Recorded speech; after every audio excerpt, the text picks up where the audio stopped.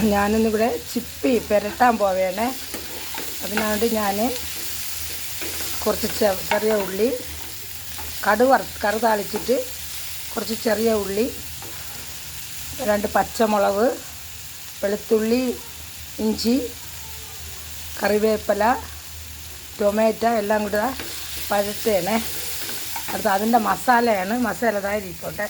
എൻ്റെ മസാല എന്തൊക്കെയെന്ന് വെച്ചാൽ മുളക് പൊടി, മല്ലിപ്പൊടി, ചിക്കൻ മസാലപ്പൊടി, കുരുമുളക് പൊടി ഇതെല്ലാം കൂടി ചേർക്കണം. അതിപ്പോൾ ഞാൻ ഇതിലെല്ലാം വഴണ്ടിട്ടുണ്ട്. അപ്പോൾ ഇതിൽ കൂടി തട്ടേണേ.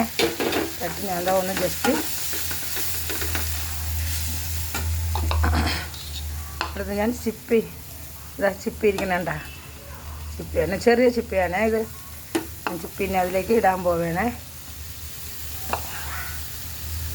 കല്ലിന്മേക്കായ്, നമ്മളൊക്കെ ചിപ്പി എന്നാണ് പറയുന്നത്. ഇവിടെ എല്ലാവരും കല്ലിന്മേക്കായ് എന്നും പറയുന്നത്.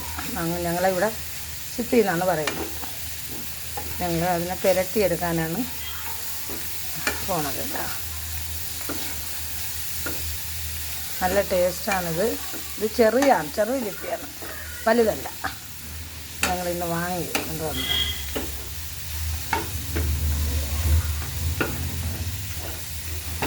ചിപ്പി വേവിച്ച് അടുത്തൊന്നുള്ളി പറക്കി വെച്ചിരിക്കുകയാണ്. കണ്ടോ എല്ലാവരും ഇതുപോലെ പുരട്ടി വയ്ക്കണം. പിന്നെ വലിയ ചിപ്പിയൊക്കെ ആണെങ്കിൽ നമുക്ക് ബജ്ജി ഉണ്ടാക്കാം. അരിമാവിൽ ബജ്ജിയൊക്കെ ഉണ്ടാക്കിയെടുക്കാം. നല്ല ടേസ്റ്റാണത്.